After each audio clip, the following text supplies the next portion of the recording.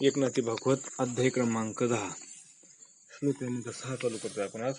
आपण काल पाहिलं मागच्या श्लोकामध्ये की भगवंतांनी सद्गुरूचं वर्णन केलंय आपलं हे एकनाथ बाबांनी आणि एकनाथ महाराजांनी, आणि भगवंतांनी पण सांगितलं म्हणजे सद्गुरू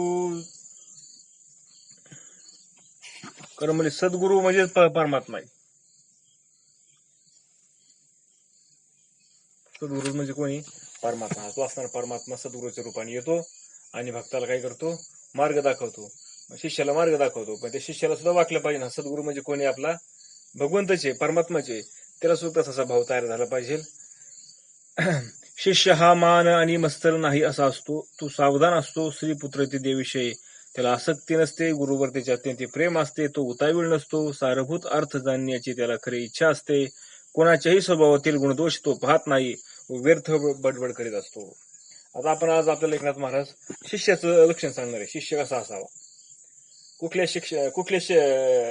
लक्षण असले म्हणजे ते शिष्याचा म्हणजे शिष्य असण्याचा अधिकार या ठिकाणी आहे ते सांगतात ह्या श्लोकामध्ये. श्लोक क्रमांक 6. अमानामत्सरो दक्षो निर्माहो दृढ सौदाहा असत्वरार्थ जिज्ञा सुरनर सुयोर मोदवाकम मान देखुनी सहसा शिष्य साखडी लागे कैसा जेवी गळी लागला मासा चरफडी तैसा सन्मानी. बघा एकनाथ महाराज सांगतात म्हणले शिष्याची लक्षण सांगतात ना ते आपल्याला. म्हणले जसा गळ्याला लागलेला मासा जसा तडफडतो ना, त्या कोळ्याने गळ सोडला पाण्यामध्ये आणि त्या गळाला तर मासा लागला आणि त्याने वर काढला गळ, तो मासा कसा तडफड करतो, तसा जो खरा शिष्य असतो तो मान सन्मानाची वेळ आली की मोठ्या संकटात पडतो. एखाद्याने मान द्यायचं म्हणलं, त्याचा सन्मान करायचं म्हणलं की त्याला काय होतं? त्याला वाटतं आपण चुकून इथं आलो, त्याला वाटतं आपलं लवकर संकट पडले, मरण पाय संकट आपल्यावरती आले. कारण त्या शिष्याला मान आवडत नाही, सन्मानही आवडत नाही. नावे ऐकुनी बागुला ते बाळू सांगू पाहे प्राणाते ते वेकताची सन्मानते भय प्राणाते साकडे. बागुल बुवाचे नाव ऐकताच लहान मुलाचे प्राण जसे कासावीस होतात ना. एखाद्या लहान बाळाला आपण सांगितलं म्हणजे तिकडे जाऊ नको, तिकडे कोणी बागुल बुवा आहे, आणि तो जसा घाबरतो त्याचं नाव ऐकलं की. तसं म्हणले एखाद्याने सन्मान केला, त्याला कुणी मान दिला की त्या शिष्याला काय होतं? तो भयभीत होतो, त्याला भीती वाटते, आपलं काहीतरी चुकलं असं त्याला वाटतं. प्रचंड वाते जेवी केळी समूह कापे चळचळी कालहरीच्या कल्लोळी कापे जळी रविबिंब. प्रचंड वादळाने केळीची झाडे जशी हलू लागतात भरपूर. आता काल कसं आपल्याकडे वारं आलं होतं, कशी सगळी झाडे पार लावायची अशी खाली वाकायची, एवढे त्या वाऱ्याने काही हलत होते. किंवा पाण्यात लाटा उत्पन्न झाल्या म्हणजे की त्यात पडलेले सूर्यबिंब जसं थरथर कापते, तसं हा तो शिष्य काय होतो? मानाने सन्मानाने सन्मानुतेने पाडे दृष्टी देखुनी नावडे मग तो थोर साकडे अंगाकडे येऊन दी. त्याप्रमाणे त्याला मान सन्मान नुसता पाहायला जरी आवडत नाही, म्हणजे पाहायलाही आवडत नाही म्हणजे करणं तर लांबच राहिलं. पण एखादा म्हणलं ना मान सन्मान तुमचा, तुम्हाला सन्मान करायचा तुमचा किंवा मान द्यायचा आहे, हे त्याला ऐकणंही आवडत नाही म्हणजे पाहणं तर लांबच राहिलं. म्हणजे त्या सन्मानाने संकट तो आपल्याकडे येऊ देत नाही, ते त्याला आवडतच नाही अजिबात. आदरे घेता सन्मान दृढ होईल देहाभिमान सांगून मानाभिमान हीन दिन होऊ नसे. सन्मान स्वीकारला तर तो आपल्याला गर्व होईल म्हणून तो दिनपणा घेऊनच राहतो. काय होतं? जर आपल्याला काय म्हणले, एखाद्याने आपल्याला मान दिला, सन्मान केला, तर आपल्याला काय होईल? दिनपणा म्हणले. जर आपण त्यांनी दिलेला सन्मान आपण स्वीकारला तर काय होईल? आपण दिनपणा म्हणजे काय हो? आपण आपल्या साधण्यापासून बाजूला जाऊ, आपण दुबळे होऊ. साधनेपासून आपण काय हो? दुबळे होऊ. म्हणजे कसं दुबळे होऊ? कारण आपण ते सन्मानाला मानालाच आपण काय हो? भाळून जाऊ. आपल्याला परत आणखीन आशा वाटेल की एखाद्याने आपला मान द्यावा, सन्मान द्यावा, म्हणून तो त्याच्यापासून लांब राहतो, त्याला ते नको असतो. समूळ नाम रूप जाये मज कोणी देखो न लाहे ऐशी दशा जेणे होय ते उपाय करीत असे. आपले नाव आणि आपली ओळख कोणालाच माहीत होऊ नये. त्याला कसं वाटतंय? मला कोणी ओळखावंच नाही, मी कोण आहे ना, अमक्या नावाचं कोण आहे ना, हे कुणाला माहितच नसावा, असं त्या शिष्याला वाटत असतं. आपल्याला कुणीच पाहू नये यासाठी तो उपाय योजित असतो.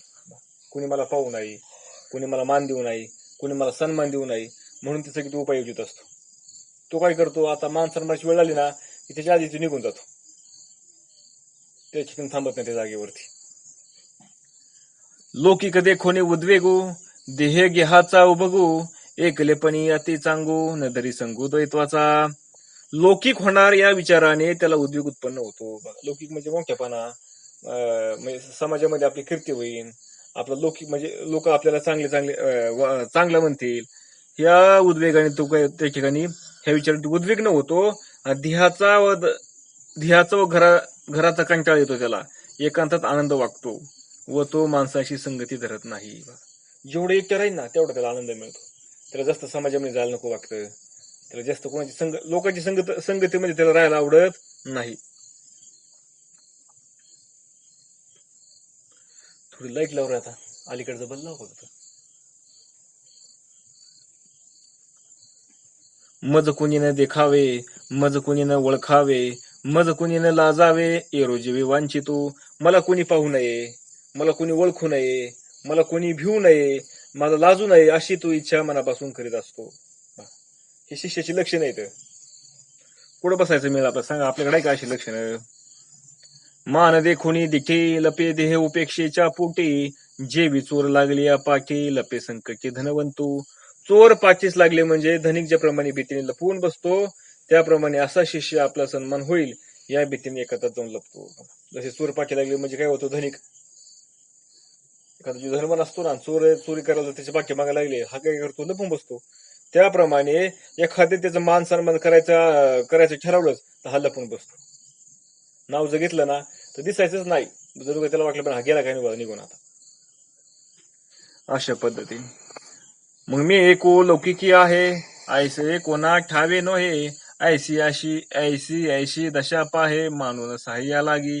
मी एक कुणीतरी आहे असे लोकांना कळूच नाही की बाबा एक कोणीतरी आहे, बाबा हा साधक आहे किंवा आमच्या अमक्याचा शिष्य आहे आणि हा जरा भक्ती मार्गाला लागलाय का, हा माझा थोडासा महाराज झालाय, असं लोकांना कळूच नाही, असं त्याला वाटत असतं.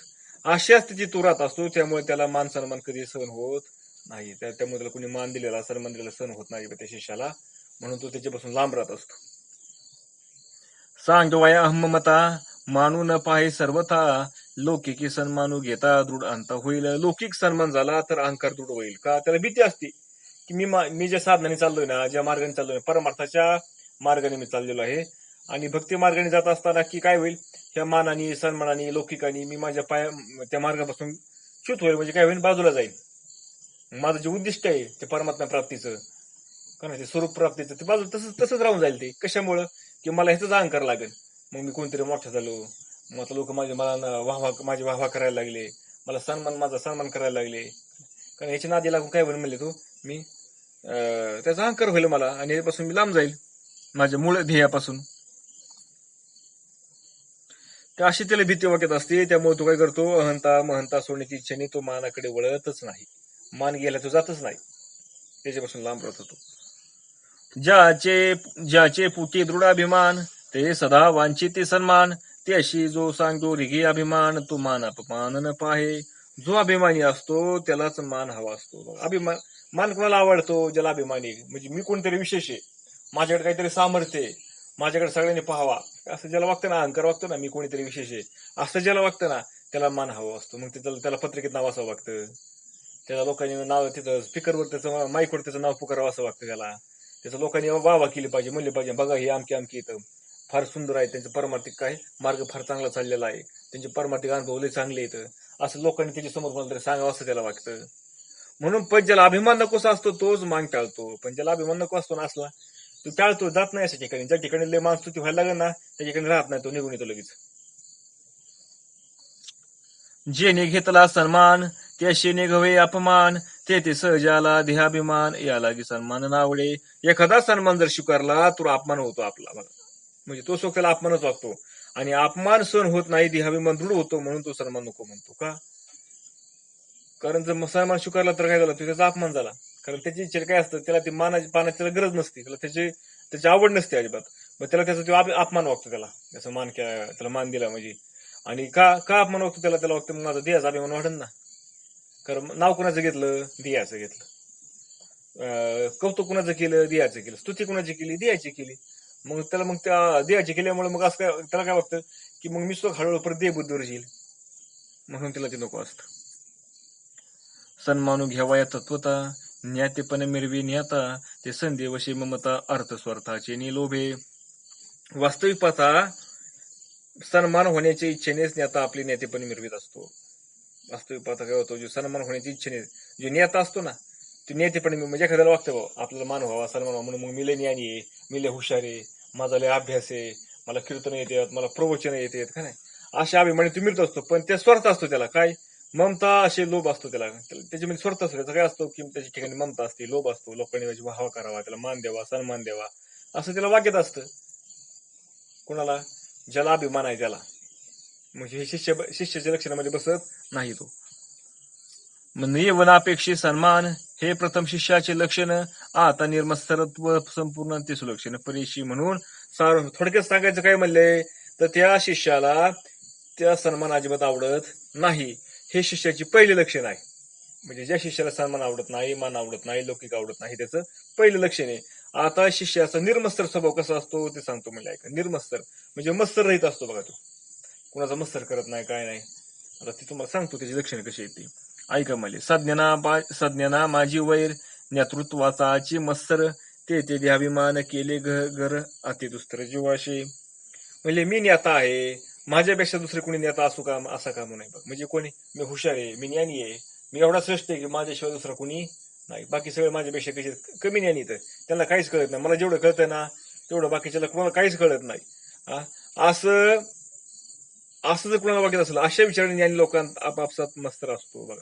म्हणजे ज्ञानी असतात ना, म्हणजे शहाणे स्वतःला समजणारे, शास्त्राचा अभ्यास करणारे, त्यांच्यामध्ये मस्तर असतो. त्याला वाटते मेले शहाणा, दुसऱ्याला वाटते मेले शहाणा, त्याला काही कळत नाही, तो म्हणतो ह्याला काही कळत नाही, म्हणजे एकमेकाचं मस्तर करीत बसतात. मग त्यांच्या ठिकाणी देहाभिमान घर करतो. म्हणजे असे मस्तर करतात त्यांच्या ठिकाणी काय, मीच दी आहे, मग मी कोणतरी एक विशेष आहे ना, मला लय कळतंय, असा अभिमान आहे त्यांच्या ठिकाणी. म्हणून त्याला ते जिंकणे त्याला जीवाला कठीण जाते बघा. असा अभिमान त्याला जिंकणे काय होतं, कठीण जात असतं. म्हणून हे शिष्य लक्षणामध्ये बसत नाही. मग ज्ञानाभिमानाची गोष्टी वेचून तपाची या कोटी, दुजी करीत होता सृष्टी अभिमान पोटी. ज्ञानाचा अभिमान काय वर्णन करू म्हणजे त्याच्या अभिमानाचा ज्ञानाच्या. विश्वमित्रांनी अपार तप खर्च घालून प्रतिसृष्टी निर्माण केली, इतका त्याच्या मनात ज्ञानाचा गर्व होता. तप केलं त्यांनी, भरपूर तप केलं. आणि काय केलं, ते तपाचं मोबदल्यात काय केलं, म्हणजे तपाच्या प्रतिसृष्टी तयार केली त्यांनी. म्हणजे तपाचा वापर कुठे केला त्यांनी, दुसरी सृष्टी तयार करण्याकरता. आता जर एवढं तप केलं, त्याचा उपयोग काय झाला सांगा बरं तुम्ही, गेलं सगळं व्हायला तिथं. ज्ञानाभिमानू दुर्वासाशी, व्यर्थ शापिले अंबरीशाशी, मी असुशिले गर्भवासाशी, ज्ञानाभिमानाशी भिवणी. दुर्वास ऋषीने ज्ञानाच्या अभिमानामुळेच अंबरीशीला शाप दिला. त्याला पण ज्ञानाचा अभिमान झाला ना दुर्वासाला, मी कोणतरी श्रेष्ठ आहे, ज्ञानी आहे, आणि मी एवढा ज्ञानी असताना, मी एवढा साधू असताना माझ्या ठिकाणी जेवण केलं, म्हणजे उपवास सोडला, मला जेवायला बोलवलं. म्हणजे त्याच्या देहाचा अभिमान त्याला झाला होता ना, आणि त्या देहाचा अभिमान त्याला झाल्यामुळं त्याला काय झालं, अंबरीशीला त्यांनी शाप दिला. आणि ज्ञानाच्या अभिमानाला भिवूनच तो अंबरीशीसाठी गर्भवास सोसले बघा. आणि ज्ञानाच्या अभिमानाला भिवूनच त्यांनी काय केलं, परत भिवून म्हणजे भगवंतांनी ज्ञानाच्या अभिमानाला भिवून भगवंत काय सांगतात, मी सुद्धा काय केलं म्हणले, अंबरीशासाठी काय केलं, गर्भवास सोसला. कारण दुर्वासाने तिला शाप दिला होता. म्हणजे दुर्वासाला काय वाटलं, म्हणजे उपाधी दुर्वासा एवढा मोठा दुर्वासा असणारा, तपस्वी असणारा, तो उपाधीवर आला का नाही, मी कोणतरी विशेष आहे म्हणून, मी ज्ञानी आहे, मी साधू आहे, म्हणजे उपाधीवरतीच आला का नाही. आणि म्हणून त्यांनी शाप दिला. म्हणजे ज्याला ज्ञानाचा अभिमान झालेला असतो ना, त्याला किंचित काय असतं कुठेतरी त्याच्या ठिकाणी मिदिय ही उपाधीचा त्याला अभिमान असतोच. आणि अभिमान असल्यामुळे त्याला जर कोणी बोललं ना, मला बोलला, मी एवढा महात्मा, मी एवढा अभ्यास करणारा, मी एवढा ज्ञानी, मी असा, मी तसा, म्हणून त्याला त्याचा राग येतो. कमीपणा त्याला अजिबात सहन होत नाही. आणि जो खरा साधू, जर शिष्य असतो ना, खरा साधू असतो ना, तो कमीपणाचं त्याला काही कळत नाही आपल्याला कोणी कमी लेखले म्हणून. ज्ञानाभिमानू ब्रह्मयाशी, नेले गोपाल वत्सांशी, मज होणे पडले त्या वेश्यांशी, ज्ञानाभिमानाशी भिवणी. म्हणून ब्रह्मदेवाने ज्ञानाच्या अभिमानाने गोपाळे वासरे पळून नेली होती. ब्रह्मदेव सुद्धा अभिमान झाला ज्ञानाचा, म्हणून त्यांनी सुद्धा काय केलं, मी एवढा श्रेष्ठ आहे मला, कारण हा सृष्टी तयार करणारा म्हणला मी, आणि म्हणून काय केलं, नेमका हा खराच आहे का भगवंत, म्हणून त्यांनी काय केलं, सगळी गोपाळ वासरे पळून नेली होती. तेव्हा मला ज्ञानाच्या अभिमानाचा भिवूनच त्या गोपालांचे गाय वस्त्रांचे रूप घेऊन राहावे भाग पडली म्हणजे भगवंत सांगतात. म्हणून मग आता त्याचा अभिमान घालवायचा होता ना, म्हणून काय केलं, त्यांनी ज्ञानाचा अभिमान होऊ नये म्हणून भगवंतांनी काय केलं, गाय वस्त्राचे रूप घेतलं आणि परत तिथं राहिला. हाय असं चालू ठेवलं भगवंतांनी. उद्धवा ज्ञानाभिमान सर्वाभिमाना माझी कठीण, वशिष्ठ विश्वमित्र जाण ज्ञानाभिमान मागती. म्हणून हे उद्धवा सर्व अभिमानात ज्ञानाचा अभिमान टाकणे फार कठीण आहे. एरवी देहाचा अभिमान टाकणं सोपं आहे म्हणले, पण ज्ञानाचा अभिमान फार बेकार आहे म्हणले. देहाचा अभिमान टाकणे एक टाइम सोपं आहे, कारण देहाचा अभिमान कुठपर्यंत असतो, जोपर्यंत सद्गुरू भेटत नाही तोपर्यंत. आणि ज्ञानाचा अभिमान कधी होतो, सद्गुरू भेटल्यानंतर. म्हणजे देहाभिमान म्हणजे लोखंडाची बेडी आणि ज्ञानाचा अभिमान म्हणजे सोन्याची बेडी. म्हणजे वशिष्ठ आणि विश्वमित्र त्यांच्या अशा अभिमानामुळेच भांगेन झोपले होते. विश्वमित्राला वाक्याचं मिलन श्रेष्ठी, मिलन ज्ञानी, वशिष्ठापेक्षा मिलन ज्ञानी. वशिष्ठाने मला काय म्हणावा, कोणता ऋषी, ब्रह्मर्षी मला म्हणावा. पण ते विश्वमित्र वशिष्ठ म्हणायचे नाही तुम्ही अजून ब्रह्मर्षी नाही झाले. हा, हे तुम्ही म्हणायचे तुम्ही राज्यश्री, वशिष्ठ अजून ब्रह्मर्षी नाही, पण तुम्ही राज्यश्री झाले. राज्यश्री आहेत मला तुम्ही, पण ब्रह्मर्षी नाही मला तुम्ही. ह्यांच्यामुळे त्यांचं काय झालं, वाद चालला होता. कशामुळे, ज्ञानाच्या अभिमानामुळे. मग ह्याला वाक्याचं मला एवढं ज्ञान झालं, विश्वमित्राला वाक्याचं मला एवढं ज्ञान झालंय, तरी मला ते मानत नाही, म्हणून त्यांचा वाद चालला होता. मग ये व ज्ञानाभिमान भेन म्या घेतले गोवळपण, मज मूर्ख म्हणते याज्ञिक ब्राह्मण, ती अशी ज्ञानाभिमान कर्माचा. अशा या अभिमानाच्या भीतीने मी गवळ्यांचा वेश घेतला. मी सुद्धा काय केलं म्हणले, त्या अभिमानाला घाबरलो. आणि एवढा असणारा परमात्मा, व्यापक असणारा, पण मी काय केलं म्हणले, गवळ्यांचा वेश घेऊन राहिलो म्हणले. मी त्यांचं उष्ट खाल्लं, त्यांच्या मागं पाळायचो, हे करायचो का नाही. पण याज्ञिक ब्राह्मणांना ज्ञानाचा अभिमान असल्यामुळे ते मला दान देत नाही, त्या कर्मफळाचा अभिमान आहे बघा. पण गवळ्यांचा वेश घेतला मी. आता इकडे यज्ञिक ब्राह्मण होते, यज्ञ करायचे, त्यांना अभिमान कशाचा, यज्ञाचा अभिमान. आम्ही ब्राह्मण, आम्ही यज्ञ करणारे, आम्ही काय वेदांचा मंत्र, आम्ही संस्कृत मधले मंत्र आम्ही म्हणणारे, असं त्यांचा अभिमान. म्हणून काय झालं, मग त्यांना बघून तो ओळखू आला का, नाही ओळखू आला. कशामुळे ओळखू आला नाही, कारण त्यांच्या ठिकाणी ज्ञानाचा अभिमान आहे. म्हणून अभिमान कोणता असू द्या, देहाचा असू द्या किंवा ज्ञानाचा असू द्या, तो त्या शिष्याला आंधळा करीत असतो. त्याला खऱ्या स्वरूपाची प्राप्ती करून देणार नाही. म्हणजे थोडक्यात काय म्हणायचं माहितीये का, देहाचा अभिमान गेला ना की ज्ञानाचा अभिमान त्याला अडवायचो, परत मागं वाढायला, परत देह अभिमान आणायला. म्हणजे तिसरं काय, एक आडवाक्याचे ज्ञानाच्या अभिमानाचे, ज्ञान सुद्धा ज्ञानाचा अभिमान. आता ज्ञानाशिवाय तर पर्याय नाही, ज्ञान तर होच लागत आहे. पण आता ते अभिमान त्याचं घ्यायचा का नाही घ्यायचा, ते शिष्याने सावध राहिले पाहिजे त्यापासून साधकाने. म्हणून मुख्य माझीचे हे ऐशी दशा, तिथे इतरांचा पाडू कायसा, ज्ञान अभिमानाचा दृढ फासा नुकवे सहसा झालाशी. म्हणून माझीच जर ही अशी अवस्था असेल, माझी अशी स्थिती असेल, तर इतरांची काय कथा म्हणले भगवंत सांगते उद्धवाला. अरे म्हणले, ज्ञानाचा अभिमान दृढ फास जर उकलता येतच नाही म्हणले. एकदा तो ज्ञानाचा फास बसला ना, तो एवढा दृढ होतो म्हणले, तो गाय काढता येत नाही.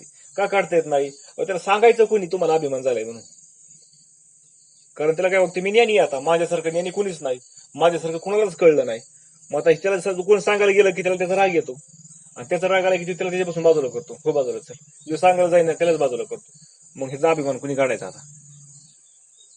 म्हणून ज्ञानाचा फास एवढा बेकार आहे की ते जरी एखादा पडला ना तर काढायचं म्हणलं की गाय निघत नाही. म्हणून साधकाने ज्ञानाच्या फासापासून, म्हणजे थोडक्यात ज्ञानाच्या अभिमानापासून सावध राहिलं पाहिजे. म्हणून ज्ञान अभिमानाची जाती कैशी, उभा न ठाके मूर्खापाशी, वैर लावी सज्ञानाशी, समस्तरेशी वर्तवी. बघा, ज्ञान अभिमानी मनुष्य आज्ञ माणसाजवळ उभाही राहत नाही. ज्याला ज्ञानाचा अभिमान झालाय ना, एखादं आज्ञ नसला, आज्ञ म्हणजे आपले साधक आहे, शिष्य काय करतो, आपली ईडवाकडी पूजा करतो, त्याला जशी जमन तसं करेल, त्याला काही शास्त्र माहित नाही, त्याला शास्त्र काही कळत नाही. पण असंच एखादं उभा असं त्याच्या जवळ उभं राहत नाही म्हणले, हे त्याला काय कळतंय म्हणले, तिथं पार येडे म्हणतात, ती बेरजेला धरायचे ना अजिबात त्याला. म्हणून माऊली पण सांगतात ना का नाही, नवला अंकाराची गुठी, विशेष न लगे अज्ञानाचे पाके, सज्ञानाची झोंबी कंठी, नाना संकटी नाचवी. कोणाला नाचवतोय, ज्ञानाला. पण सज्ञ लोकात वैर उत्पन्न करून त्यांना मत्सराने वागायला लावतो. पण काय करतो, जे सज्ञाने असतात, म्हणजे सज्ञाने म्हणजे ज्ञानी स्वतःला ज्ञानी समजून घेणारे, त्यांच्यामध्ये काय करतो, मस्त तयार करतो, ह्याला नाव ठेवीन, तो त्याला नाव ठेवीन. आजही पाहायला मिळतं बघा आपल्याला, अशी काही म्हणजे अंदाची गरज नाही आपल्याला. ह्याला नाव ठेवीन, तो त्याला नाव ठेवीन. तुम्ही ह्यांच्याकडे जाऊन बसा, त्यांनी त्यांना नाव ठेवायचं, त्यांच्याकडे जाऊन बसा, त्यांनी त्यांना नाव ठेवायचे. नेमकं काय चाललंय हे, त्याला म्हणायचं मत्सर, ज्ञानाचा अभिमान. त्याला काय म्हणायचं, ज्ञानाचा अभिमान झाला आणि त्या अभिमानामुळे मत्सर झाला. मग एवम निर्मत्सर होणे ज्याशी, तेने सांगावे ज्ञानाभिमानाशी, एरवी तो ज्ञात याशी समस्तरेशी नांदवी. म्हणून ज्यांना मत्सर टाळायचा असेल त्याला अगोदर ज्ञातेपणाचा अभिमान सोडायला हवा, कारण मत्सर हा ज्ञानी माणसाला छळतो. काय करायचंय? कारण जर ज्याला मत्सर टाळायचा असेल ना, मत्सर आपल्याकडे नाही झाला पाहिजे, तर मग त्याने काय केलं पाहिजे? पहिलं मी ज्ञानी, मला लय कळतं, हा विमान त्यांनी टाकून द्यावा. त्याला जर समजा त्याला वाटायला लागलं ना, आता मला लय कळतं, आता मला लोक लय विचारायला लागलेत, आता लोक माझ्यापाशी येऊन बसते, त्याला समाधान होते माझ्याकडनं, असं त्याला थोडंसं वाटायला लागलं ना, की ती गुतला म्हणायचं. गुतला म्हणजे असं चांगला गुतला म्हणायचं. बरं, हे त्याला कळत नाही बरं का. जो ज्ञानी असतो ना, हे त्याला कळत नाही. असं कसं होतं माहितीये का, ते थोडं थोडं थोडं होता होता होता होऊन जातं, ते त्याच्या लक्षातही येत नाही. मग एवढा त्याला अभिमान होतो की परत त्या ठिकाणून त्याला खाली उतरायला घाई घाई कोणी दजवत नाही परत. का बरं दजवून? त्याला कोण सांग? कारण जो सांगायला जाईल ना, त्याच्यावर तो नाराज होतोय, त्यालाच तू येडा म्हणतोय, तुलाच काही कळत नाही म्हणतोय, मला लागलं का शिकवायला, आता माझ्यापेक्षा शहाणा झाला का तू? असं म्हणल्यावर मग सांगा त्याला, कोण सांगेन त्याला परत तुझं चुकत आहे म्हणून? म्हणले बाबा, सोनूने बाबा त्याला काय सांगते मला, म्हणले ना साधकाने म्हणले छत्रछाया खाली राहिले पाहिजे, कोणाचे पण राहा म्हणले, सद्गुरूचे राहा, ईश्वराचे राहा, दोन्ही पैकी एक तर सद्गुरू किंवा ईश्वर, ह्या दोघांच्या छत्रछायाखाली राहायचं म्हणले. जो छत्रछायाखाली राहतो ना, म्हणजे छत्रछायाखाली राहतो म्हणजे काय करायचं? जे असं काय मान जर झाला ना, त्यांचा आहे, सद्गुरूंचा आहे. अपमान जर झाला ना, त्यांच्यामुळे झालं. काय एखादी प्रपंचमध्ये एखादी चांगली गोष्ट जरी प्राप्त झाली व्यवहारातली आपल्याला, हा, तर त्यांच्यामुळे झाली. आणि हानी जरी झाली ना, त्यांची इच्छेने झाली. मग त्यांची इच्छा आहे ना अशी हानी व्हावा, मग त्यात आनंदी आनंद. त्यांची इच्छा आहे ना प्रपंचमध्ये सुधरावा, आनंदी आनंद. त्यांची इच्छा आहे ना आता मला कीर्तन सांगता यावा, मग त्यांच्यामुळे येते मला सांगायला, मग आनंदी आनंद. आणि नाही येत ना मला, ती त्यांची इच्छा आहे मी नाही बोलावं म्हणून. म्हणजे काय जे होईना, चांगलं हो किंवा वाईट हो, ही कोणाची इच्छा आहे? सद्गुरूंची इच्छा आहे. असा त्याने भाव ठेवावा, म्हणजे त्याला ज्ञानाचा अभिमान होत नाही. आणि मस्त जसे सांगते ना सद्गुरू, तसा अभ्यास करावा, भरपूर अभ्यास करावा. पण असं असं राहून, म्हणून ज्याला मत्सर टाळायचा असेल त्याने काय करावं? अगोदर ज्ञातेपणाचा अभिमान सोडायला हवा. कारण मत्सर हा ज्ञानी माणसाला छळत असतो. मत्सर काय करत असतो? ज्ञानी माणसाला छळत असतो. पण आता गंमत अशी आहे, मला ज्ञानाचा अभिमान झाला हे तर त्याला कळलं पाहिजे ना आधी. कळलं पाहिजे का नाही मला सांगा बरं?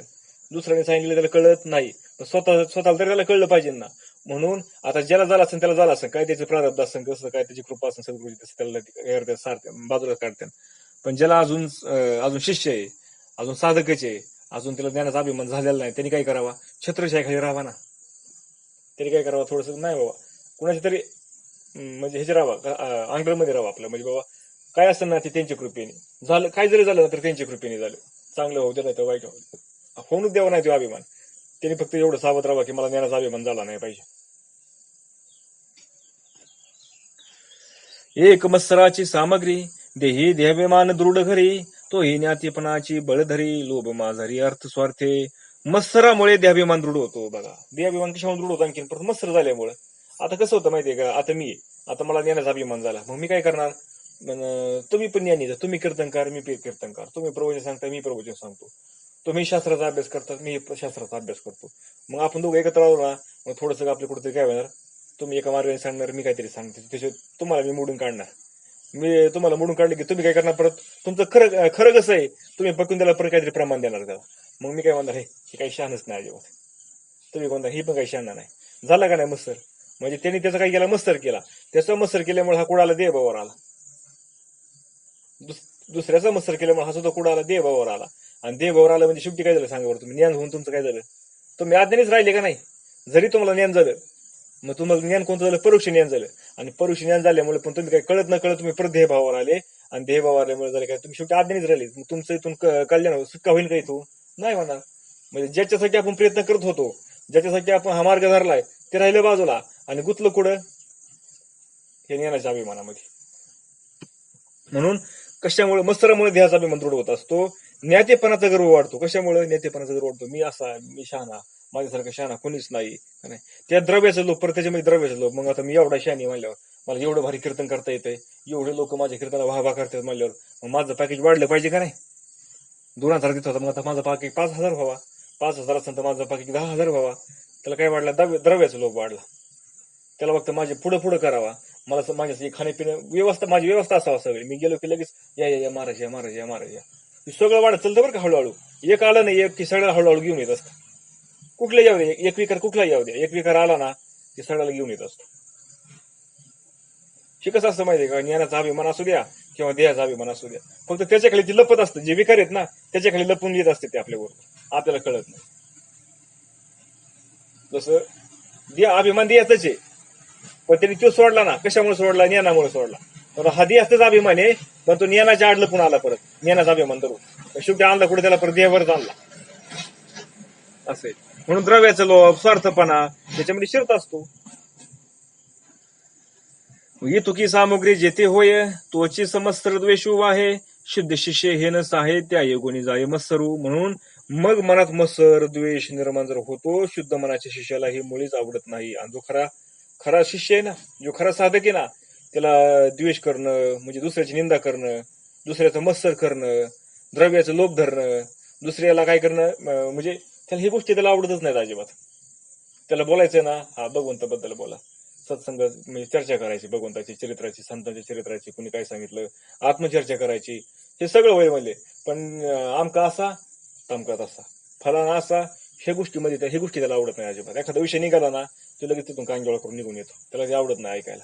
ऐकायला सुद्धा आवडत नाही, बोलायचं तर लांबच राहिलं. कुणाला? खऱ्या शिष्याला बरं का, जो खरा शिष्य आहे, शुद्ध असणारा शिष्य आहे, त्याची लक्षणं येतात. म्हणून तो मत्सर सोडून देतो. कोण? तो खरा शिष्य. म्हणून तो मत्सर कधीकडनं कोणाकडनं करत नाही. जर कानावर पडला ना, तर तिथं थांबत नाही, जागा सोडून देतो ती लगेच. मत्सराची जाती कैशी, अवश्य वशे न्यात्यापाशी, मत्सर थोरू पंकिता पाशी, याव जन्मेशी न सांगिती. मत्सराचे लक्षण कसे म्हणले? असे की विद्वान लोकांच्या ठाई अवश्य असतो. कुठं असतो हा मत्सर? जे स्वतःला विद्वान समजून घेतात ना, ज्याला शास्त्राचा अभ्यास, गाढा अभ्यास आहे ज्याचा, असे तुझ्याकडे नक्कीच असतो म्हणजे. मोठमोठ्या पंडितांना तर मत्सर जन्मभर सोडतच नाही. मोठमोठ्या पंडित ज्यांना लय कळतं ना, तुम्ही शास्त्र, सगळ्या शास्त्रांचा अभ्यास, तुम्ही कोणत्या शास्त्र त्यांना विचारा, सगळं त्यांना कसं असतं माहिती, मुखदगत असतं, लगेच ते सांगणार तुम्हाला. पण ह्यांना हे अभिमान त्यांच्या ठिकाणी एवढा गुंतलेला असतो की त्याला जन्मभरही सोडत नाही. शिव जन्म गेला पर दुसरा जन्म घ्यायला लावतो ते अभिमान, सोडत नाही. पंगित भेटिती समस्तर, लवणे भजन अति नम्र, बोलती अति मधुर समस्तर छळनोक्ती. मनाने मस्तर करणारे पंडित एकमेकांना भेटतात. मनाने मस्तर करणारे, आता काय काय, आता मस्तर करायचा, पण कसा करायचा? वाचने नाही करायचा, पण मनातल्या मनात.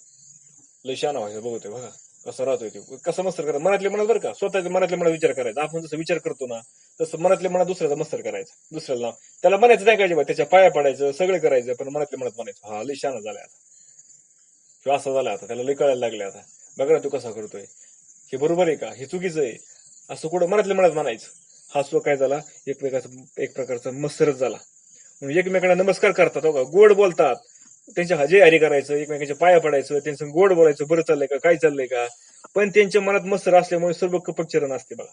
कसं असतं त्याला कपट म्हणायचं, आता बोलून नाही दाखवायचं, पण आतल्या आत चालू असतं, त्याला म्हणायचं कपट्याचं आचरण.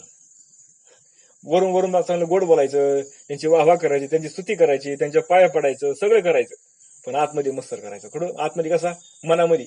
मनामध्ये चालू आहे, आता लय शाना झाला, आता असा झाला, ते तसा झाला, आता त्याला ज्ञान झाले, हे ज्ञानाची लक्षण आहे का, त्याला नाव ठेवायची. बघा ना, काय बारकावा दिलाय तुम्ही, सांगा बरं. एवढ्या शिष्याने बारीक अभ्यास करणं लय गरजेचं आहे, पण राहत नाही आपल्या लक्षात, डोक्यात राहत नाही त्या गोष्टी. पुढे वाचत वाचत गेलं की मागे सपाक होत सगळं. हे बारकावे सगळे साधकाने ह्या गोष्टी सगळे बारीक अभ्यास केलाच पाहिजे. हे बाहेर आपल्याला कोण सांगणार नाही, कुठं ऐकायला मिळेल का आपल्याला असल्या बारीक गोष्टी? सांगा बरं मला. आतापर्यंत तुम्ही कधी ऐकल्या कीर्तनामध्ये, प्रवचनामध्ये? कधीच नाही एवढा बारकावा ऐकायला मिळणार आपल्याला. आणि साधकाचा फार गरजेचा उपयोगाचा या साधनेवर असणाऱ्याला. म्हणून मस्तरी पंडित येती क्रोधा, असदारेपणे करीती निंदा, एवढी मस्तराची बाधा नातळी करत शिष्यू. मस्तरामुळे पंडितांना आतून मोठा क्रोध येतो. मस्तर केल्यामुळे काय होतं, पंडित असतात ना, नाही त्याला दाखवता आला क्रोध ना, पण आतून राग आलेला असतो, नाही बोलता येत ना. आता कसं बोलायचं, आपल्याला सगळी मान तरी करतात, एखादं काय म्हणेन आपल्याला, म्हणून बोलता येत नाही, पण आतून आलेला असतो त्यांना क्रोध. ते परस्परवर खोटे आरोप करून निंदा करतात. मस्तराची बाधा चांगल्या शिष्याला होत नाही. कधी जोपर्यंत सण होत नाही, होत ना, तोपर्यंत सहन करायचा. आणि सहन करण्याच्या पलीकडे बाहेर गेलं की मग मात्र डायरेक्ट मग सुरुवात करायची बोलायला. एकदा सहन करीन, दोनदा सहन करीन, तीनदा सहन करीन, 7व्या वेळेस सहन करीत नाही ती, कारण आतमध्ये तापलेला असतं ना, मग ती गप बसत नाही, फडकून बाहेर लगेच बोलून जात ती. पण जो खरा शिष्य असतो ना, जो खरा शुद्ध शिष्य असतो ना, तो मात्र या मस्तराच्या मागे लागत नाही, कधी कुणाचा मस्तर करत नाही, कधी कुणाचं ऐकूनही घेत नाही. जर एखाद्याला सांगायला लागला ना, तो त्याला काही देत नाही, त्याला दाद देत नाही, तो नको सांगू म्हणतो ती. मत्सरून या त्या ते न सोडी, मा इतर काहीशी बापुडी सशिष्य द्वेषाची गोष्टी सोडी मत्सर तोडी सर्वस्वे. पंडितांना जर मत्सर मोकळे सोडतच नाही बघा, जे पंडित त्यांना मत्सर मोकळं सोडतच नाही. मग तर ते बिचारे सामान्य जनांचे काय कथा सांगा बरं. म्हणजे पंडित म्हणजे कोणी तर ज्ञानी येतं, शास्त्राचा अभ्यास करणार, गाढा अभ्यास करणारे, जर ह्याला मत्सर सोडत नाही तर जे सामान्य जन आहे त्यांची काय कथा आहे म्हणले. म्हणून चांगले शिष्य कधीच द्वेषाची गोष्ट करत नाही आणि मत्सर पूर्णपणे टाकून देत असतो. मत्सर सांगून तत्वता शिष्य राहावे सर्वथा. निर्मत्सरातेची कथा एक कथा सांगेन, म्हणून शिष्याने सर्वथा मत्सर कसा टाकावा. ठीक आहे, आता मत्सर कसं असतं माहितीये का, कळत न कळत गोष्टी होऊ शकतात, पण त्यांनी टाकायचा कसा मत्सर शिष्याने. तर निर्मत्सर कसे राहावे हे आता मी तुला सांगतो म्हणले, ऐक. भगवंत सांगतो उद्धवाला तुला मी सांगतो म्हणले की शिष्याने किंवा साधकाने निर्मत्सरी कसं राहायचं, कसं मत्सर टाकून द्यायचं, आपल्याकडनं मत्सर कसा होणार नाही ह्याचे काही लक्षण येतं म्हणले. तुला सांगतो तुला ऐक म्हणले. पुढून स्वार्थून येता द्वेष उपजून येदी चित्ता, भूती भगवंतू भविता द्वेष सर्वथा येऊ निधी. म्हणून काय केलं पाहिजे शिष्यांनी, साधकांनी काय केलं पाहिजे, आपला पुढचा स्वार्थ जर कोणी नेला, आपला पुढचा स्वार्थ जरी कोणी नेला तरी तुम्हाला त्याचा दोष उत्पन्न करू होऊ देत नाही. स्वार्थ म्हणजे एखादी वस्तू आपल्याला मिळणार आहे आता, पण एखादा आला पट्टपून त्याने काय केलं आपल्यावरची, तो घेऊन गेला, तरी काय करत नाही मनामध्ये मस्त येऊन देत नाही का, बघा नाही मला मिळणार होतं तो घेऊन गेला, ह्याचं करणं बरोबर आहे का. किती बारकाव आहे बघा. नुसतं म्हणजे काय संप्रदायामध्येच नाही, म्हणजे परंपरेमध्येच नाही किंवा संतांच्या संगतीमध्येच नाही, तर बाहेर व्यवहार करताना सुद्धा त्याच्याकडनं त्याचा मत्सर नाही झाला पाहिजे एखाद्याचा. मग त्याचं एखाद्याने ज्यांनी हिसकून म्हणजे कसं, आता समाजामध्ये मला सांगा व्यवहार करायचा म्हणलं काय होणार आहे, स्वार्थी माणूस आहे ना प्रत्येक जण. तू काय करणार आहे, दुसऱ्याचं आपल्या पत्रात कसं पडेल हाच बघतोय ना आतापर्यंत सगळा. मग असं जर एखाद्याने बघितलं आणि त्याच्याकडे त्याला मिळणारी वस्तू हाज घेऊन गेला तरी तो त्याचा मत्सर करत नाही. केला शिष्य म्हणायचं बरं की, शिष्याची लक्षण येतं, साधूची नाही तर शिष्याची लक्षण येते. मला तर असं कधी कधी वाटतंय, आपण शिष्य म्हणून तरी आपण खरं आपण असू का बरं शिष्य तरी आपण, एवढी लक्ष बारकावे म्हणजे जर पाहिलं विचार जर केला तर आपण शिष्य म्हणून घेणं चुकीचं आहे असं म्हणावं लागेल. अजून शिष्य व्हायला सुद्धा आपल्याला टाइम आहे अजून, कारण प्राणी मात्रामध्ये भगवंतच आहे अशी भावना तो ठेवत असतो. का मत्सर करत नाही तो, त्याच्या दृष्टीने त्याला माहिती आहे सगळा कोणी परमात्माच दाखलेला आहे. जर सगळा परमात्मा आहे म्हणलं मग कुणाचा द्वेष करायचा, कुणाची निंदा करायची, कुणाचा मत्सर करायचा. अशा पद्धतीने तो काय करतो, त्याचा त्याग करतो बरं का, होऊन देत नाही तो कुणाचा मत्सर द्वेष होऊन देत नाही कुणाचा. निंदेची या भागवानी दारुणा विंदिल्या दुर्जनी, द्वेष उपजिनी दिमनी हित मानी निंदेचे. एखाद्या दुर्जनाने निंदेच्या वागबाणाने त्याच्यावर जरी कठोर प्रहार केला तरी मला द्वेष उपजू देत नाही, तो त्या निंदेचे आपले हित आहे असे मानतो. एखादा त्याला वाईट जर बोलला, लय बोलला, कठोर बोलला त्याला, तर तो काय म्हणतो, त्याच्याबद्दल तो वाईट मानित नाही, अरे हा बरं झालं मला सांगितलं बरं का, माझं चुकलं होतं, नाही तर माझं काय झालं असतं, माझा अनर्थ झाला असता माझ्याकडे, चुकल्या माझ्याकडनं काय चुका सावरल्या नसते तर. मग तुम्ही मला सावध केलं, बरं झालं तुम्ही मला सावध केलं, धन्यवाद म्हणतो. कोण चांगला शिष्य बरं का, जो खरा शिष्य आहे तो, जो खरा साधक आहे तो. पण ज्याला अभिमान झालेला ना, तो त्याला लगेच प्रत्युत्तर द्यायला सुरुवात करेल. पण जो खरा साधक आहे ना, तो काय म्हणेल, हो खरं तुम्ही माझी कृपा केली बरं का, तुम्ही काय केलं मला, तुम्ही सावरलं मला, मी चुकीच्या मार्गाने चाललेलो होतो, पण तुम्ही काय केलं मला बरोबर सावरलं, मला जागे आणलं परत. म्हणजे आपलं जे कमीपणा आहे, आपले जे दोष आहेत, एखादा सांगणार असेल ना तर त्याला ते आवडतं. शिष्याला काय करतं, ते आवडतं त्याला. अरे खरंच सांगितलं ना, अशी चिंता नको करू, अशी साधना नको करू, तू हे नको करू, तू ते नको करू, ही चुकीची पद्धत झाली, असं एखाद्याने सांगितलं त्याला ते आवडतं. त्याचा तो मत्सर करत नाही, द्वेष करत नाही. म्हणून जेने निंदा केली तो माने हित मावली, पापमळांची शाळना झाली, शुद्ध केली माझी वृत्ती. निंदकाला तो आपले हित करती माऊली समजतो. काय करतो, माझ्या हिताचंच याने केलं, नाही तर माझं काही खरं नव्हतं.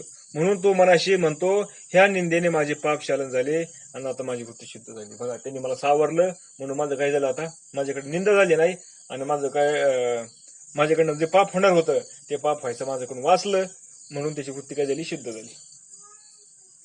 किती बारकावा आहे सांगा ना मला तुम्ही. हे नुसतं मनाने आणू येईल का हो, नाही त्याला चिंतनच व्हायला पाहिजे. चिंतन खरोखर चिंतन चालू आहे ना, त्याला हे गोष्टी आख्यासाने करावं लागत नाही, ऑटोमॅटिक होतात. त्याच्यामध्ये शांत आलेली असते, स्थिरता आलेली असते, त्याच्यामध्ये काय आलेलं असतं, शुद्धता आलेली असते, अंतकडे शुद्धता होत असते त्याची. म्हणून यशी यशी या विवंचना द्वेष आतळून निधी म्हणा निर्मत्सरता ते हे जाणा दुसरी लक्षणं शिष्याची. म्हणून यालाच निर्मत्सरता म्हणतात. अशा रीतीने द्वेष उत्पन्न होऊ न देणे हे शिष्याचे दुसरे लक्षण आहे. बघा पहिलं लक्षण कोणतं बघितलं आपण? पहिलं लक्षण आपण बघितलं काय? कोणतं बघितलं आपण पहिलं लक्षण? आता तो काय करत नाही? अभिमान धरत नाही, देहाचा अभिमान धरत नाही, ज्ञानाचा अभिमान धरत नाही. दुसरं लक्षण पाहिलं आपण, तो मत्सर काय करत नाही, तो कोणाचा मत्सर करत नाही, द्वेष करत नाही. आता यावरी हे दक्षता, यावरी जे दक्षता ते हे तुझं सांगू आता. शिष्याशी प्रगल्भता निज स्वार्था लागूनी. म्हणून ह्याच्या पुढचे लक्षण म्हणजे दक्षता. गुरुने सांगितलेल्या गोष्टीविषयी तत्परता असतो, ती तत्पर. सद्गुरूने सांगितलं की लगेच त्याच्या लगेच तयार असतो तो घ्या स्वीकार करायला त्याचा, आणि तसं लगेच आचरण करायला. पण सद्गुरूने सांगितलं ना असं नाही, तो असं काय कर, असं वागायचं, असंच राहायचं, की लगेच तसं तयार असतो. लगेच सांगूच तर दम की लगेच लगेच काय करतो, स्वतःमध्ये बदल लगेच परिवर्तन करायला तयार होतो. म्हणजे हे दक्षता, म्हणजे काय दक्ष राहणे. म्हणजे सद्गुरू किंवा सद्गुरूने सांगितलेले जो साधक आहे, तो साधक काय करतो, सद्गुरूने सांगितलेल्या गोष्टीसाठी दक्ष राहतो, सावध राहतो तो. म्हणून स्वहितासाठी शिष्याची सदा जागरूकपणा राहणे. म्हणून काय केलं पाहिजे, जो खरा शिष्य आहे ना, जे शुद्ध शिष्य आहे, त्यांनी स्वतःच्या हितासाठी कसं राहिलं पाहिजे, जागरूक राहिलं पाहिजे. कधी सद्गुरू मला काय सांगतील आणि मी कधी आचरण केलं, म्हणजे ते लगेच ऐकून आपण काय केलं पाहिजे, त्याच्यावर लगेच कार्यवाही केली पाहिजे. एवढा तत्पर राहिला पाहिजे तो. उगवल्या सावधान भास्करा नाशी निद्रे तंद्रेच्या अंधारा होय धारणेचा दिवस खरा धृतीचा दुपारा वर्ततू. एकाग्रता हाच सूर्योदय. बघा साधकाची एकाग्रता आहे ना, म्हणजे चित्ताची एकाग्रता झाली की हाच त्याचा खरा सूर्योदय आहे. आणि त्याने निद्रा तंद्रा रूपी अंधार नाहीसा होतो. बघा, आणि त्या सूर्याने काय होतो, म्हणजे एकाग्रता आहे ना, एकाग्रता सूर्य उगवला त्या साधकाच्या चित्तामध्ये की त्याने काय होतो, निद्रा तंद्रा रूपी जे अंधार आहे तो नाहीसा होऊन जातो. म्हणजे निद्रा म्हणजे कुठल्या झोप म्हणजे कुठली सोच स्वरूपावरती आलेली झोप आहे ना, ती त्याची निघून जाते. म्हणून धारणा म्हणजे मनाला अभ्यासापासून विचलित होऊ न देणे. धारणाचे दिवस उगवला म्हणजे धुतरूपी दुपार होते. काय होतं, एकदा तो अंधार नाहीसा झाला, तो सूर्य उगवला एकाग्रतेचा की काय होतं, त्याच्या ठिकाणी धारणा तयार होती. धारणा म्हणजे काय करते, ती धारणा त्या मनाला अभ्यासापासून विचलित होऊ देत नाही. त्याच्याकडे त्या सद्गुरूने सांगितलेला अभ्यास करून घेते ती धारणा. आणि धारणारूपी दिवस एकदा उगवला म्हणजे धृतीरूपी दुपार होते. आणि ज्याच्या ठिकाणी धारणारूपी दिवस उगवला ना, त्याच्या ठिकाणी काय राहते, धृती राहतेच, धृतीरूपी दुपार होतीच. म्हणून त्या दिवसाचे लवल आहे शमदमादी समुदाय भक्तीपंथी चालत आहे मार्गी न राहे क्षणभरी. असा दिवस उगवता शम दम आदीचा समुदाय तोरेने वाक्य क्षणभरही न थांबता भक्ती मार्गाने चालू लागतो. मनाची एकाग्रता बरोबर सूर्य धारणा म्हणजे काय, सूर्यरूपी धारणा. बरं का, मनाची एकाग्रता म्हणजे काय, सूर्यरूपी धारणा. आणि सूर्य उगवला, धारणा आली की दिवस रूपी धृती तयार होती. म्हणजे काय, हा क्रम आहे. हा क्रम काय होतो, बरोबर येत असतो, क्रमक्रमाने येत असतं हे सगळ्या गोष्टी. मग ते उचलिता पावली निजबोधाची पवे ठाकली ते पंथिकाची निवाली तृष्णा हरली तृष्णेची. म्हणून तेथे आत्मज्ञानाची पानपोई पावली ठेवलेली असते. बघा, आणि ज्याच्या ठिकाणी काय होतं, धृतीरूपी दुपार येते ना, एकाग्रता रूपी सूर्य उगवला, एकाग्रता रूपी धारणा रूपी सूर्य उगवला की त्याच्या ठिकाणी धृतीरूपी दुपार उगवते. आणि ज्या ठिकाणी धृतीरूपी दुपार उगवते त्याच्या ठिकाणी आत्मज्ञानाची पानपोई पावली ठेवलेली असते. म्हणजे आत्मज्ञानाची पानपोई म्हणजे काय, पाणी पिण्याचे ठिकाण. तसं आत्मरूपी जे ज्ञान आहे ना, आत्मरूपाचं ज्ञान त्याच्या ठिकाणी तयार आहे. ते प्रपंचाची तहान भागवतेच, पण तृष्णा नष्ट करते. आणि ती आत्मज्ञान काय करतं, त्या साधकाचं, त्या शिष्याचं काय करते, कुठे गेलं, त्या प्रवाशांची ताण भागवते. आता पानपोई काय करते, प्रवाशाची ताण भागवते. तसं आत्मरूपी जे ज्ञान आहे ती काय करतं, याची संसाराची ताण भागवते, प्रपंचाची ताण भागवते सगळी.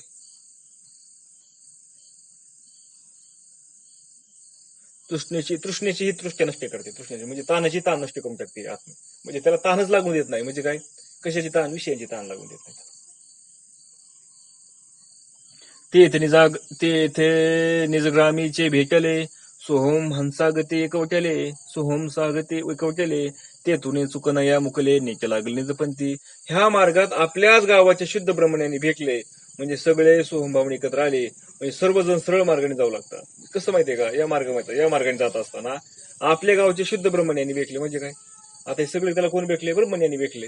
म्हणजेच काय झालं, सगळेजण एका एका भावने, म्हणजे काय, हा सगळा परमात्माचा या भावनेमध्ये सर्व सर्व मार्गाने जायला लागले. आता प्रत्येक जण काय करतोय, आता हा सगळा परमात्माच्या या भावनेने चालायला लागला. एक बापा विचक्षणा, आळस विलंबू नातळे म्हणा, त्या नाव दक्षता जाणा, तिसरी लक्षणा शिष्याची. म्हणून हे चित्र उद्धवा, आळस व विलंब यांच्या मनाला स्पर्श होऊ नये देणे याला दक्षता म्हणतात. हे शिष्याचे तिसरे लक्षण आहे. म्हणून भगवंत काय सांगतात, हे उद्धवा म्हणले, चतुर असणारे उद्धवा म्हणले, त्या शिष्याच्या ठिकाणी आळस विलंब यांचा स्पर्श होत नाही, त्यालाच म्हणायचं दक्ष राहणं. हे शिष्याचं तिसरं लक्षण. त्याच्या ठिकाणी आळस नसावा, त्याच्या ठिकाणी काय नसावा, विलंब नसावा. सांगितलं की लगेच तर त्याची कारवाई झाली पाहिजे. नाही तर आज सांगितलंय मग बघू 8 दिवसांनी 15 दिवसांनी तोपर्यंत गेला इसरून, असं विलंब नाही. आता सदरून सांगितलं ना, त्याच क्षणी लगेच कारवाई चालू. त्यांनी सांगितलं ना, लगेच चिंतन झालंच पाहिजे. चिंतनाला बसायचं, चिंतन करायचं किंवा वाचन करायचं, लगेच त्याच क्षणी कारवाई लगेच चालू. याला म्हणायचं काय, दक्षता. ही तिसरं लक्षण शिष्याचं. म्हणून जुनाचे संग्रह सवे होता, ते सर्व सांगेली ममता, सांगिल्याची खंती मागुता, न करी सर्वता निज बोधे. त्याच्या पदरी संचित कर्माचा जो साठा असतो, त्यावर आसक्ती तो टाकून देतो आणि त्याचं खंतही त्याला वाटत नाही. बघा, मग आता ह्या लक्षणामुळे काय होतं माहितीये का, त्याच्या ठिकाणी जे संचित कर्म असतं ना, संचित जो साठा आहे तो काय होतो सगळा, त्याच्यावरती आसक्ती टाकून देतो आणि जसं होईल तसं होईल, त्याला खंत वाटत नाही. आलं काय आणि गेलं काय, जे प्रारब्धाने असेल ते द्यायला मिळणार आहे, नसेल ती मिळणारच नाही. म्हणून तो कधी खंत करत नाही. पण याचा अर्थ असा नाही की तू कर्म करत सोडून देतो, असं पण नाही. करत राहायचं, जी मिळेल ती मिळेल. खायला मिळेल तर मिळेल, नाही मिळेल उपाशी राहील. फक्त करायचं सोडत नाही. या गोष्टी नुसतं बोलायच्या ना किंवा ऐकायच्या नाही कडे कामाच्या, ह्या आतमध्ये बिंबल्या पाहिजेत, आतमध्ये अंतःकरणामध्ये उतरल्या पाहिजेत या गोष्टी सगळ्या. त्याची जाणीव आपल्याला नाही झाली पाहिजे. म्हणजे काय, ह्या गोष्टी आपल्याला म्हणजे खरोखर त्याच्या चित्तावरती किंवा अंतःकरणावरती परिणाम नाही झाला पाहिजे या गोष्टींचा. म्हणून दोही देही दृढ धरावी अहंता, तिने देह संबंधीची ममता, देह अभिमानून आतळी चित्ता गेली ममता न लागता. म्हणून देहामध्ये अहंता ठेवली म्हणजे देह माझा अशी भावना चिकटते. पण ती भावना चिकटलीच नाही तर ममता नाहीशी होते. काय होतं, देहामध्ये जर अहंता ठेवली, अहंभाव ठेवला, तर देह माझा अशी भावना चिकटते. म्हणजे मी देह, मी असा, मी तसा, मी हे करणारा, मी ते करणारा, अशी भावना ठेवली त्यांनी की काय होतं, त्याला हळूहळू हळूहळू मीच देहावरतीच तो येतो का नाही. आणि देहावरती तो आला की मग त्याला ममता नाहीशी होते. ती चिकटली जर नाही तर ममता नाहीशी होते. म्हणजे देहामध्ये अहंता जर ठेवली म्हणजे मी देह माझा अशी भावना जर चिकटते, पण ती जर तिने नाही चिकटून दिली तर काय होतं, त्याची ममता नाहीशी होते. आणि जर चिकटून दिली तर मग मात्र देवावर येतो. देह नश्वरत्व देखील विष्ठा मूत्रांचा मोदळा, या लागी अहंकारू गेला सोहम लागला दृढ भाऊ. म्हणून शरीर नाशवंत आहे व गलिच्छ आहे, या दृष्टीने त्याचा विचार केल्यास देहाचा अहंकार नाहीसा होतो आणि मी ब्रह्मा ही दृढ भावना दृढ होते. काय सांगितलंय मग, आता तिने काय करावं, विचार करावा शरीराचा, कसा शरीर कसं आहे, नाशवंत आहे. त्याने सर्व संतांनी पण सांगून ठेवले ना, देह हा नाशवंत कृमी कुटकाचा बांधा, का नाही. असा त्यांनी त्याचा विचार जर केला ना शरीराचा, किती घाण आहे बाबा, हे कसं आहे शरीर, मग त्या शरीराचा त्याला काय होतं, हळूहळू त्याचा मोह नाहीसा होतो त्याचा शरीराचा. आणि मोह नाहीसा झाला की मग मी दे नाही, मग मी कोण आहे, मग सद्गुरूने सांगितलं असतं तर मी ब्रह्म आहे. मग मी शरीर नसून मी कोण आहे, मी ब्रह्म आहे. तेव्हा तो काय म्हणतो बघा, मग आता दृढ वाढवणी सोहमता, तिने सांगितली अहममता, ती चौथी गा अवस्था जाणतात होता शिष्याशी. म्हणून तेव्हा तो मी दे नाही, मग मी कोण आहे, तर मी म्हणजे मी कोण आहे, मी ब्रह्म आहे, ही भावना तो दृढ करून अहम ममता सोडणे हे शिष्याचे चौथे लक्षण आहे. तू काय तो समजतो आता मी दे नाही, मी कोण आहे, मी ब्रह्म आहे, मी ब्रह्म आहे, ही भावना दृढ करतो तो. आणि ही भावना दृढ झाली की त्याच्या अहम आणि ममता या शिष्याचे निघून जाते. आणि हे अहम ममता निघून जाणं म्हणजे शिष्याचं हे चौथं लक्षण आहे. म्हणून गुरु माता, गुरु पिता, गुरु गुणगोत तत्वता, गुरु बंधू सुहृदा निज स्वार्था शिष्याच्या. म्हणून शिष्याने सद्गुरूलाच आपली माता, पिता, नातलग, सोयरा, मित्र, बंधू मानावे. म्हणून काय केलं पाहिजे, आता बघा किती महत्वाचं सांगितलंय भगवंतांनी उद्धवाला. म्हणजे जे सद्गुरू असते ना आपले, त्या सद्गुरूच आपली काय म्हणायचं, आपली आई म्हणायची, आपले वडील म्हणायचे, आपले नातलग म्हणायचे, आपले सोयरे, आपले मित्र, बंधू सगळे आपले कोणी सद्गुरूच मानायचे. कारण सद्गुरूच कोणी हा परमात्माचा असताना सद्गुरूच रूपाने आलेला आहे आणि तुझा विषय सगळा नाटलेला आहे तू म्हणून सगळं कोणी माझा तोच माझा सखा तोच सोयरा बंधू काय भाऊ बहिणी बंधू चुलता विठ्ठलची माझा तुकाराम मला सांगते ना तसं भगवंत पण काय सांगते उद्धवाला म्हणजे काय सगळा सद्गुरूच आपलं कोणी माता पिता सोयरा मित्र बंधू सगळं त्यांनाच मानायचं म्हणून गुरु परिचार्या नित्यकर्म गुरु सेवा हाची स्वधर्म गुरु तोचे आत्माराम सुहद संभ्रम सद्गुरुशी म्हणून गुरुपूजा हीच नित्यकर्म आहे बघा काय केलं पाहिजे शिष्याने गुरुची पूजा केली पाहिजे हीच त्याची नित्यकर्म आहे गुरुसेवा हाच त्याचा स्वधर्म आहे आणि गुरुच आत्माराम व गुरुच प्रेमाचा विलास आहे याप्रमाणे सद्गुरूच्या सुहद मानाने हे शिष्याचे 5वे लक्षण आहे काय केलं पाहिजे असं सुहद मानलं पाहिजे त्यांनी हेच खरं शिष्याचं 5वं लक्षण आहे सद्गुरूच माझा कोणी सगळा श्रेष्ठ आहे म्हणून गुरु परिचय येशे सद्गुरुशी सुहदपण असावे शिष्याची संपूर्ण हे 5वे गा लक्षणे सत्य जाण उद्धवा चंचळत्वे चळू चित्ता येऊन निधीची सर्वता निज स्वरूप निश्चळता साधी सर्वता सर्वस्वे म्हणून चित्ताला अस्थिरता येऊ देऊ नये चित्त सर्व प्रकारे आत्म्याच्या ठिकाणी स्थिर करून ठेवावे काय केलं पाहिजे चित्ताला अस्थिरता येऊ द्यायचं नाही चित्त स्थिर राहिलं पाहिजे अस्थिर म्हणजे काय चित्ताचं गडीभर इकडे पळणं गडीभर तिकडे पळणं असं चित्ताला होऊन द्यायचं नाही चित्त कसं राहिलं पाहिजे सद्गुरूच्या त्या नामाप्रती सद्गुरूंनी सांगितलेल्या विचारापर्यंत आपलं स्थिर राहिलं पाहिजे आणि त्याला स्थिर राहणं म्हणजेच आत्मस्वरूपामध्ये स्थिर राहिलं असं म्हणायचं जरी चंचळ झाले अंग चित्त गुरुचरणी निश्चळ चांग अंगी वाजता लगबग वृत्त्याभंग गुरुचरणी म्हणून आपले शरीर जरी चळचळ करू लागले तरी विक्षेप आणणारे प्रसंग जरी उद्भवले तरी वृत्ती गुरुचरणाकडे आगळ ठेवावी बघा काय होत असतं माहितीये का ह्या मार्गाने जात असताना शरीराला क्लेश होणार दुःख होणार शरीरात त्या देहाच्या प्रारब्धाने त्याच्यावरती अनेक आघात होणार पण त्याने त्याच्यावरती स्थिर राहिलं पाहिजे सद्गुरूच्या चरणावर त्यांनी स्थिर राहिलं की त्या आघात त्याला काही करू शकत नाही म्हणजे काय चित्त तिकडे जाऊन द्यायचं नाही त्या आघाताकडे सद्गुरूंनी जे सांगितलंय ना त्याच्यावरती चित्त स्थिर ठेवायचं हे शिष्याचं लक्षण आहे म्हणून शरीर वर्तता व्यापारा ज्याच्या हृदय नाही त्वरा गुरुचरणी लाग धरीला धारा हा शिशु खरा परमार्थी म्हणून शरीर जर कर्म करीत असले तरी त्याचे चित्त चंचल न होता गुरुचरणांचाच आश्रय करते तोच खरा परमार्थी शिष्य होय बघा शरीर जरी कर्म करीत असले आणि त्याच्या प्रारब्धाने देहाच्या प्रारब्धाने त्याच्यावरती कुठलेच संकट आलं कुठले त्याची हानी झाल्या काही जरी झालं तरी तिथं चित्त चंचल होत नाही कारण त्याचं चित्त सगळं त्याचं मन त्याचं चित्त कुठे सगळं गुरुचरणांच्या आश्रयाला आहे आणि ज्याचं चित्त आणि मन गुरुचरणांच्या आश्रयाला असतं तोच खरा शिष्य आहे एरवी बाकीचे शिष्य होऊ शकत नाही सगळी लक्षणं पाहिजे त्या सद्गुरूमध्ये त्या शिष्यामध्ये बसलेली शिष्याची लक्षणं आपण थांबवू राहिलेली लक्षणं आपण उद्या पाहू पुंडलिका वरदारी